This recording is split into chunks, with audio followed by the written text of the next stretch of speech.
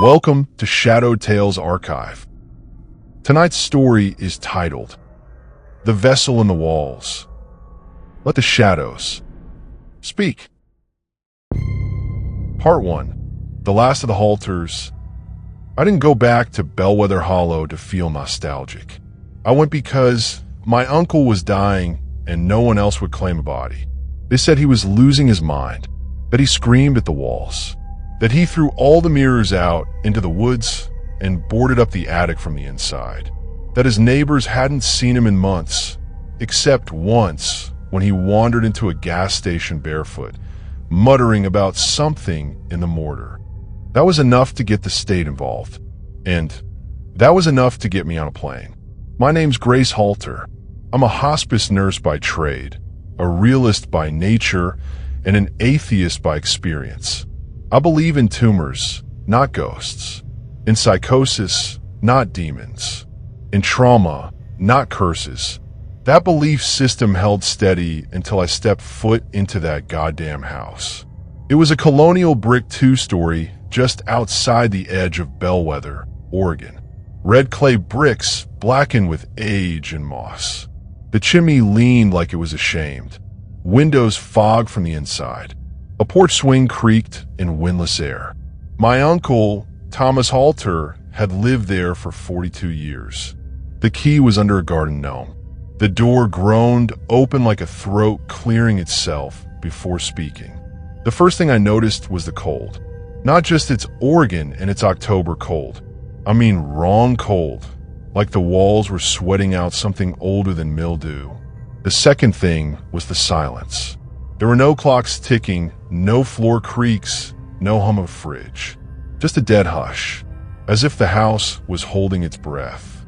And the third thing was the smell, like burnt copper and moldy wood, but also something almost sweet underneath it, like a rotting bouquet, like a funeral long forgotten. I found him upstairs in a room that had been stripped of everything reflective. No lamps, no chrome, not even drawer handles. Just a mattress on the floor and dozens of pages, handwritten notes, taped to every inch of the walls. My uncle was gaunt, pale, wide-eyed. He didn't recognize me. He didn't recognize himself. He just whispered over and over, "It moves when you blink. Don't look at the grout." I sedated him, called the hospital, made arrangements, and then I made the mistake of staying one more night. I slept in the guest room. I shouldn't have. At 3:12 a.m., the house creaked, but not in the usual way, not the shifting timber of old foundations. This was something else, a pulse, a breath. I got up, not because I was curious, but because I suddenly had the terrible sense that something in the house had shifted, that something had opened. The living room was freezing. Every candle my uncle had lit was snuffed out, the air smelling of smoke and soapstone. On the far wall, behind a cracked plaster panel, I saw something I hadn't noticed before. A square, no larger than a lunchbox, covered in clay, embedded in the wall like a tumor. It pulsed. I reached out. Something in me screamed not to touch it. That same ancient animal voice that tells you not to stare too long into the dark. But I'm a nurse. I deal with death. I deal with blood and vomit and screaming. What's a wall going to do to me? I scraped the surface of the clay with my fingernail. Underneath was porcelain. Smooth, cold, like the surface of a doll's eye. A vessel, not a box, not a cube, not even a container. A prison. The second I uncovered that surface, I felt something shift. Not on the wall, not in the room, in me. It was like someone else's memory pushed into my skull. A flood of images, fire, ropes, chanting, and a name, Hema. I stumbled back, heart racing. The lights in the hallway flickered. Then the phone rang. There shouldn't have been a working line. There wasn't even a dial tone when I arrived. But now it rang. I picked it up. Static. Then bone. I don't know how to explain that sound, but it was bones. Bone rubbing on bone. A jaw unhinging. A spine cracking. And then a whisper. She's out. Click. That was the beginning. I didn't leave the next morning. Not because I didn't want to, because my car wouldn't start, because my phone was cracked, because every exit I tried led me back to the house. Even when I walked for hours through the woods, through the town, through the fog, I always ended up on that damn porch. That's when I realized the house wasn't just around the vessel. It was the vessel. Part 2. The clay seal cracks. I stopped eating after the third day. Not because I wasn't hungry, because everything in the house tasted like her. Water from the tap reeked of embalming fluid. Bread turned moldy in minutes. Even sealed snacks carried that same subtle flavor. Iron, incense, and rot. I started boiling water just to have something warm. I used the old kettle my uncle had, dented and stained. Even then, steam carried voices. Barely audible, like radio static. I tried to leave again, multiple times. Once on foot, once in the truck of a gas station clerk who thought I looked like hell. But every road turned in on itself. Every highway exit bled back into Bellwether. No one else seemed to notice or care. The people in town were strange. Too quiet, too polite, too hollow. Every time I asked about my uncle, they changed the subject. Every time I mentioned the house, they smiled like it was a bad joke. Except one man, a retired librarian named Malcolm Reed. I found him in the town archives, tucked behind a curtain labeled local legends. He had a patch over one eye and fingers stained with ink. When I asked about the Halter house, he stared at me like I'd grown a second head. "You found it, didn't you?" he said. I nodded. The porcelain thing in the wall. He sighed, reached under his desk, pulled out a thin, leather-bound volume that looked like it had been buried in a grave for a century. The Daughters of Hema. It was handwritten. No date. No author. He flipped it open to a page marked with twine. They do not build temples. They build tombs. They seal her voice in stone and porcelain, feed her lies in blood and silence. But she is the root beneath all mortar, the first sacrifice, the throat that swallows grief. Malcolm tapped the edge of the page. They called her Hema. She wasn't a goddess. Not exactly. More like a force, a ritual idea that got too strong. People tried to bury her in symbols, in clay, in songs no one remembers how to sing. In my uncle's house, I asked, that house was the final seal. They laid the last vessel into its wall when the old congregation disbanded in 1906. He paused, and they picked your family to guard it. I laughed. I couldn't help it. So what? We're jailers now? Of some cursed entity in the drywall. Malcolm didn't laugh. He looked me dead in the eyes and said, "You cracked the seal, didn't you?" My mouth went dry. He closed the book, wrapped it in cloth, pushed it toward me. "You can't destroy it. You can't run, but you can still choose." I asked, choose what? His lips thinned. To carry it or to pass it. That night, the dream started. Not the confusing kind, where your teeth fall out or you show up to school naked. These dreams had rules. Always the same hallway. Always the same door at the end. Always the same chanting behind it. Like 30 mouths speaking in one long, wet breath. And always the same hand, clawed and bloodless, reaching out of the porcelain crack in the wall. The fifth night, I opened the door in the dream. Behind it was a nursery, empty crib, red handprints on the floor. A voice like velvet saying. She was buried screaming. You heard it, didn't you? I woke up gasping, nails dug into my palms. On the wall across the room, written in charcoal, "Feed her." The next morning, I found a porcelain piece on the floor. It had cracked. Not much, just a thin, splintered line down its center. But something had shifted. The air in the house tasted different. Heavier, sharper, and something inside the walls had begun to move. Not metaphorically, literally. I heard scratching, slow, deliberate, dragging claws across brick. I pressed my ear to the plaster. Heard murmurs in a tongue I didn't understand. Smelled blood, fresh and wet. I ran to the attic. My uncle had sealed it shut with 5 rusted nails and a line of chalk symbols. I tore the nails out with a crowbar, broke through the wood. Inside were hundreds of pages taped to the walls. Notes, maps, genealogy, diagrams of the house with markings in red ink and phrases like, "Do not sleep in the south room. The vessel is not static. When it speaks, don't listen. When you listen, don't answer." In the corner was a journal. My uncle's. Shaky handwriting. She's in me now.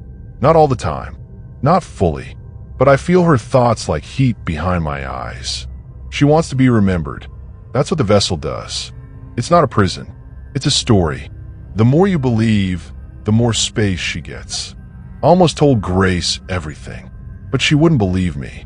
Not until she heard her. The last entry was only one word. "Sorry."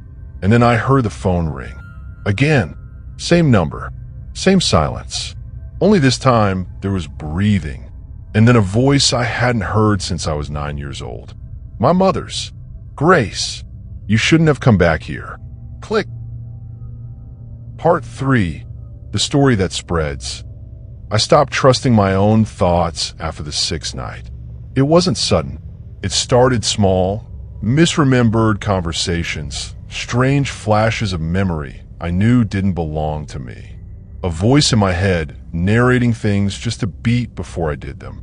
Now she reaches for the kettle. Now she turns her back to the window. It wasn't my voice. It was hers.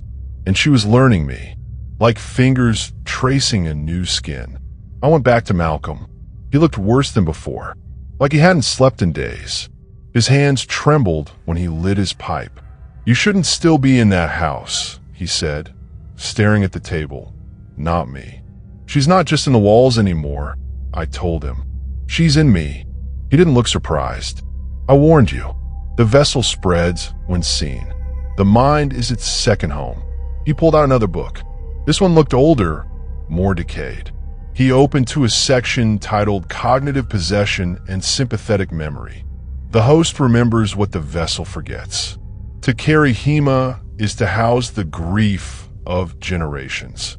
Her voice grows where silence once lived. I asked him a question I'd been dreading. "How do I stop it?" He didn't hesitate. "You don't." That night, I heard crying in the vents. Not a child, not a woman. Something in between. Something ancient. I followed it to the basement. That was my second mistake. The light bulb was busted, so I carried a candle. The basement hadn't been touched in years. Dirt floors, rusted water heater, boxes of photos yellowed and warped from moisture. In the far corner, behind a pile of bricks, I found it. Another piece of porcelain, but this one wasn't embedded in the wall. It was floating, suspended in midair, spinning slowly like it was dreaming. The candle flickered violently. My ears popped. My stomach twisted. I dropped to my knees and tried to breathe, but the air was thick with something else. Something not meant for lungs. And then I heard her. Not just words. Not just whispers. I heard her sorrow. A flood of agony that wasn't mine. A grief like boiling tar poured into my chest. Faces of women I didn't know. Screaming, burning, buried alive. Voices begging for their names to be remembered. They sealed us with hunger. They fed us to brick and silence. We do not want revenge. We want room. I ran upstairs and vomited into the sink until blood came up. My hands wouldn't stop shaking for hours. The next morning, I got a visitor. A man in a tan suit and sunglasses, despite the overcast sky. He introduced himself as Mr. Avery from the Bellwether Historical Preservation Society. His smile didn't reach his eyes. "We've received word that you've been disturbing foundational structures," he said calmly. "Porcelain components, to be precise." I asked who he was. He ignored the question. "This house is older than it looks. Some things were meant to stay buried.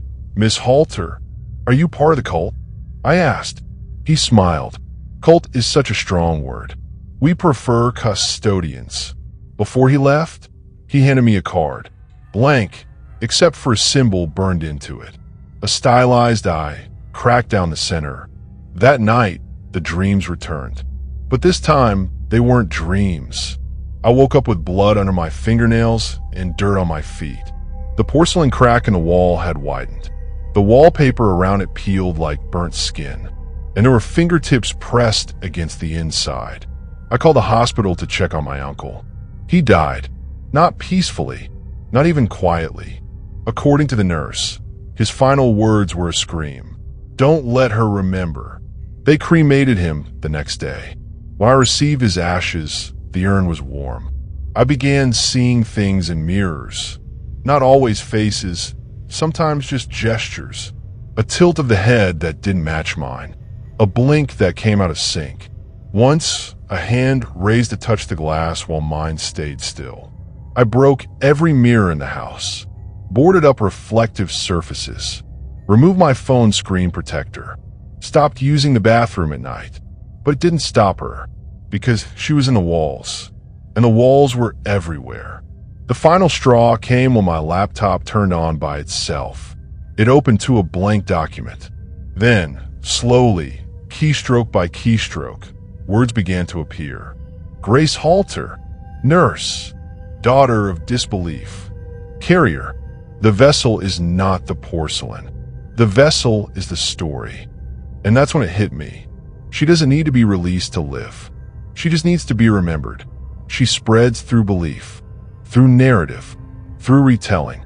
That's why my uncle told me nothing. Why he went mad rather than speak.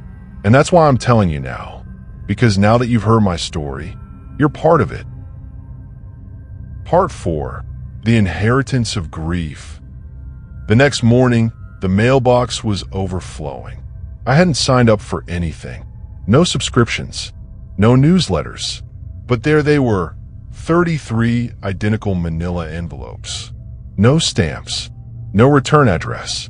Inside each one, a single sheet of paper, each with the same line, typed in bold serif font. The first voice came from Clay. The last will come from you. I burned the first 10. Buried the rest. Didn't matter. The next day, they were back. Doubled. Like spores. I tried writing about her, documenting what I'd seen, what I'd felt, but the words never stayed the same. I'd read back a page and find it rewritten. Her mouth is a chapel. Her teeth remember prayers. My pen started writing on its own. I blacked out once. Woke up with 17 pages of biblical-sounding gibberish taped to my bedroom ceiling. Whatever she was, Hema had moved past walls. She was building herself inside of me. I stopped answering the phone. Didn't matter. It rang anyway. From deadlines. Disconnected numbers. Once from my own childhood landline, disconnected 15 years ago. When I finally answered, it wasn't a voice. It was a chorus. A blend of women and children and something beneath them all. A bass note of something older, vibrating beneath my ribs. And then, layered beneath it all, my uncle's voice. You have to choose. That same night, I saw Malcolm again. But he wasn't in the library. He was standing across the street from the house, in the rain, staring straight at me through the window, not blinking. He didn't move for hours. I called his cell. No answer. I left the porch light on, watched from behind the curtains. At 3:12 a.m., he turned and walked into the woods. The next day, I got a letter in my mailbox, written in his handwriting. You're not the last. You're just the loudest. There was a Polaroid inside, of me, sleeping, in my bed, taken from inside the room. I started seeing marks on my skin. At first I thought they were bruises, little gray shadows beneath the surface. But when I looked closer, I saw they weren't random. They were letters, ancient script, circular, ritualistic, writing that pulsed slightly when I stared too long. When I blinked, I heard chanting. When I tried to scrub them off, they bled. The worst one was on my sternum. A single character that burned cold, like I sunk into my bones. The clay piece in the wall had cracked wider. I could see something behind it now. Not quite a face, not quite a shadow, It moved when I didn't look directly at it. One night, I left the house, slept in a motel 2 towns over. I woke up in my bed, in Bellwether. The motel room was empty, as if I'd never been there. That's when I tried the unthinkable. I posted online, a throwaway Reddit account, one of those horror forums. I typed it like a story, disguised as fiction. Let me tell you about a porcelain shard in my wall. It got attention, dozens of comments, then hundreds. People DMing me, saying they saw it too, that the dreams matched, that they'd heard the phrase Hema whispered during sleep paralysis for years. One message stood out. I was the one before you. I'm sorry. We only get to pick one thing. Who comes next? That night, the house pulsed. Not the floorboards, not the windows, the entire foundation. Like it was breathing. I stood in the hallway, candle in hand, and I felt the heat pour from the cracks. And I swear, I heard applause. A slow, wet clapping from behind the walls. And then her voice. Not in my ears, not in my head, in my mouth. Grief must travel. Stories are rivers. You are a bridge. I screamed, and the walls screamed back. When I came to, the house was quiet. The porcelain shard had fallen out of the wall completely, shattered into 4 clean pieces. But the wall behind it was missing, and beyond the wall was a room.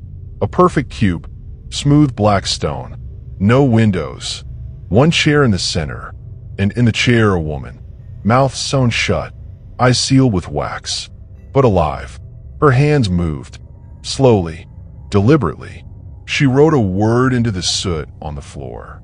Choose. Part 5. The one who listens. I didn't sleep after that, not because I was afraid, but because I wasn't alone anymore. Hema had stopped whispering. Now she watched. When I blinked, I felt her eyelids close. When I moved, I felt her bones shift with mine. It was no longer possession. It was cohabitation, and she wasn't hiding. I left the house. Again, this time I didn't take clothes, or my phone, or even my name. I drove to a diner 3 towns over. One of those all-night places with buzzing lights and cracked booths. I sat by the window and watched the trucks pass. Pretended I was normal. The waitress called me Han. Poured me coffee. Asked if I was running from someone. I said not someone. Something. She gave me the kind of look you give a woman just before dialing the sheriff's office, but didn't say anything. Then she said something I'll never forget. You're the 4th this month. I asked what? To come in here talking about her. Hema, the white-eyed lady. The vessel girl. Same name, different story. She refilled my coffee. Whatever it is, it's spreading. I went to a motel that night and found someone already waiting in the room. A young man, 20-something, sitting on the bed like he'd been waiting for hours. He didn't introduce himself. He just said, "Your Grace." I froze. He smiled. "I read your story, the one online." That's when I noticed the marks. The same faint lettering under his collarbone, on his wrist, beneath his left eye. He'd been marked too. He said his name was Elliot, a grad student in folklore. He'd been studying ritualistic transmission of supernatural beliefs, urban myths, viral hauntings, folk trauma, until he found the phrase. The vessel is not the porcelain. The vessel is the story. Then it started for him too. We stayed up all night, swapping memories, comparing symbols, talking about the dreams, how they always ended in the room with the chair, the woman with no eyes, the grief that wasn't ours but wanted to live inside us anyway. That's when I said it, out loud. Maybe she doesn't want revenge. Maybe she just wants to exist. Elliot nodded. She's not a ghost. She's not a demon. She's an idea, and we are how she survives. He paused. She's a memory without a mouth. Until someone speaks her name. Then came a knock. 3 slow raps. We both froze. The motel door creaked.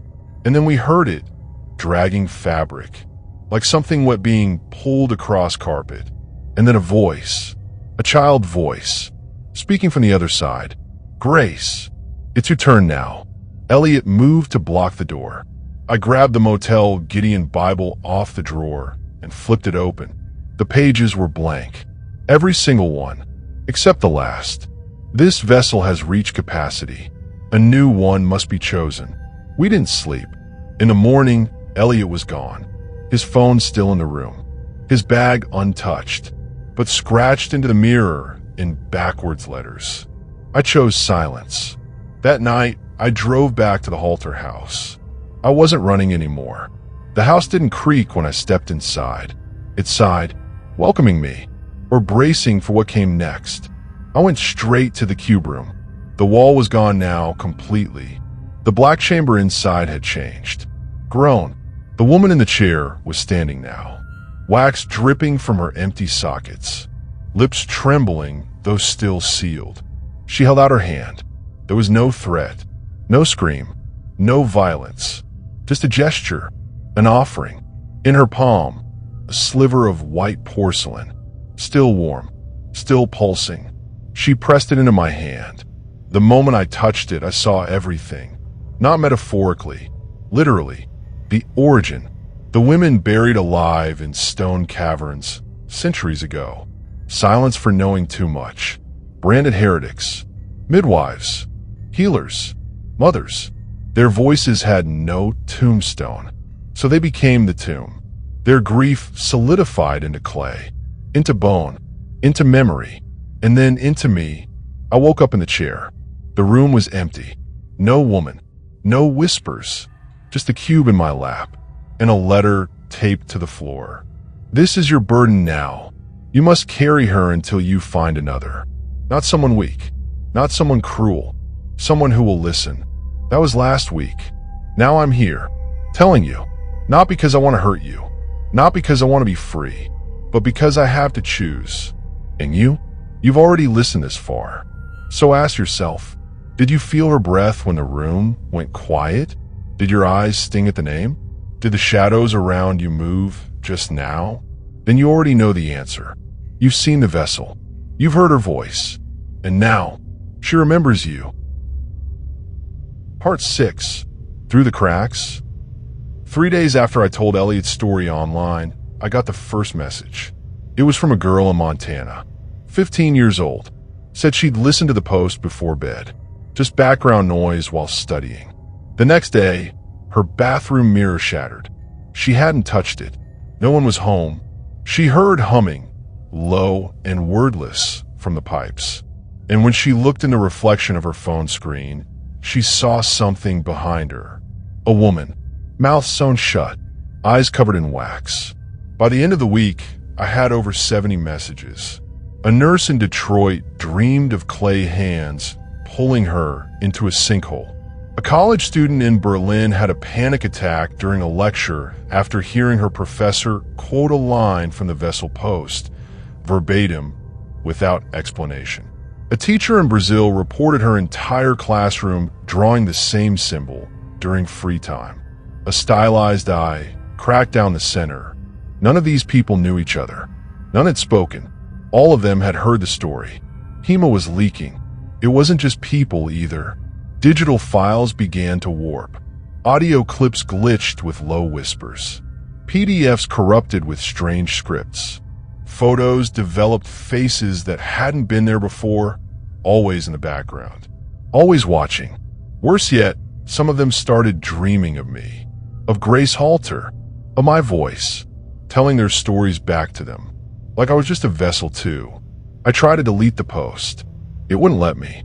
Reddit crashed every time I opened the thread.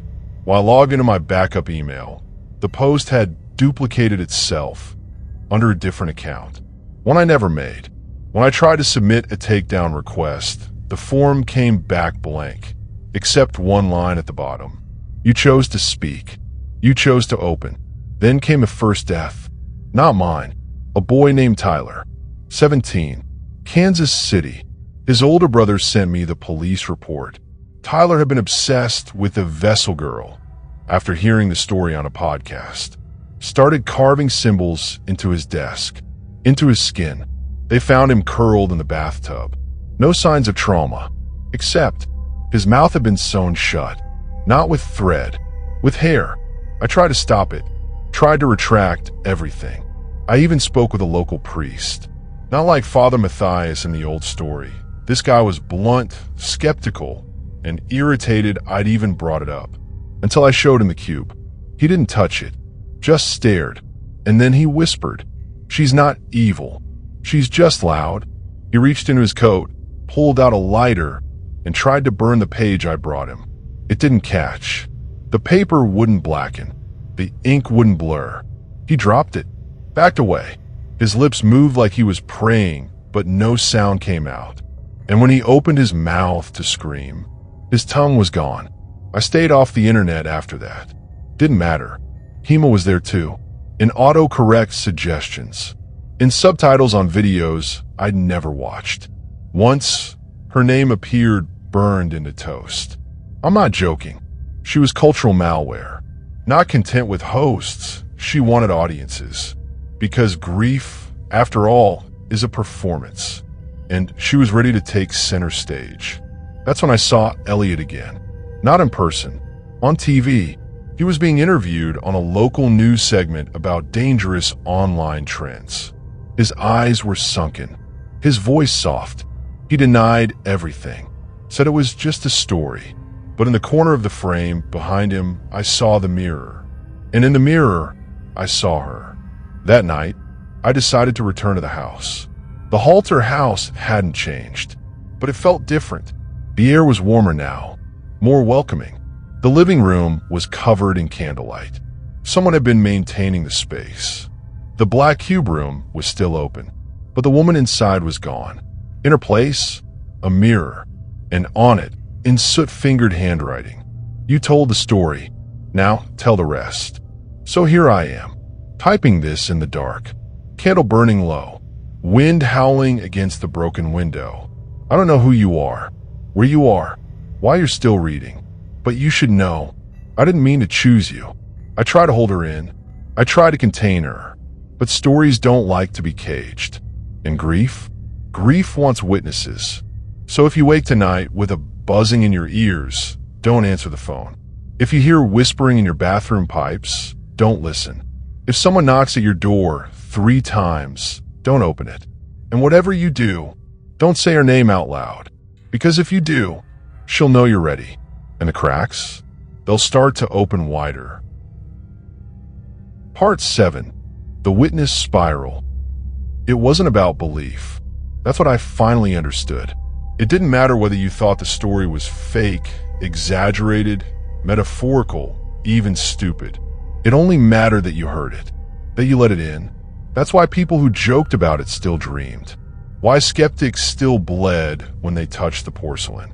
Why silence wasn't safety, just a delay. You didn't need to believe in Hema. You just needed to witness her. I called every person who messaged me after reading the story. The ones who were still alive. Most didn't answer. Some were in hospitals. One had disappeared completely. Her roommate found a single clay tooth left in her bed. But 3 responded. 3 survivors. We called ourselves the Witness Spiral.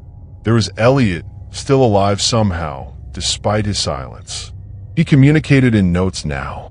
Said the more he spoke, the more Hema listened. Said she was growing teeth inside words. That one day, all language would belong to her. Then there was Mira, a librarian in Toronto. She tattooed anti-possession sigils onto her hands. Said every time she tried to destroy the symbols, the ink crawled back. And finally, there was Luca. He hadn't seen the cube, hadn't heard the voice. He'd only read the story once. But now he painted her face. In his sleep, hundreds of portraits, wax-white skin, sewn lips, waxed eyes, sometimes smiling, sometimes weeping, sometimes looking straight at the viewer. And in every one, the same phrase written in the corner. She remembers being forgotten. We started meeting on encrypted video calls. Or at least we tried to. Sometimes the screens went black. Sometimes the audio looped. Sometimes a 4th window appeared, even when no one joined. It never had a name, just an icon. and I split down the middle. We debated solutions. Exorcism didn't work. Deleting the story didn't either. Silencing ourselves only made her stronger. And then Lucas said it. Maybe we don't destroy the story. Maybe we change it. That stopped us cold. What if the story didn't end with her in the walls? He continued. What if it ends somewhere else? I said, like where? He looked right at me through the webcam. In us. That night, I had another dream. Not of the chair room. This time, I was standing in a library. Endless aisles. No lights. Just flickering candles, suspended in midair like fireflies. And on every shelf, porcelain. Not books. Not scrolls. Just hundreds, thousands of porcelain faces. Some cracked. Some whole. Some smiling. Some still mouthing something beneath the glaze. A voice whispered in the dark. They sealed us in silence. Now we speak through you. When I woke up, my pillow was soaked. Not with sweat. With ink. I returned to the Halter house for the last time. There was no electricity. The walls had grown warm. I felt like I was being breathed on from every angle. In the black chamber, the chair was gone, replaced by a mirror. But this time, my reflection wasn't mine. It was her, still wax-eyed, still voiceless. But she looked tired. I walked to the mirror, placed a hand against it. It rippled like water. You don't have to do this anymore, I whispered. You don't have to be a monster. And for the first time, she blinked. The next day, I posted again. Not a horror story, a retelling. The same events, same imagery, same fear, but a different ending.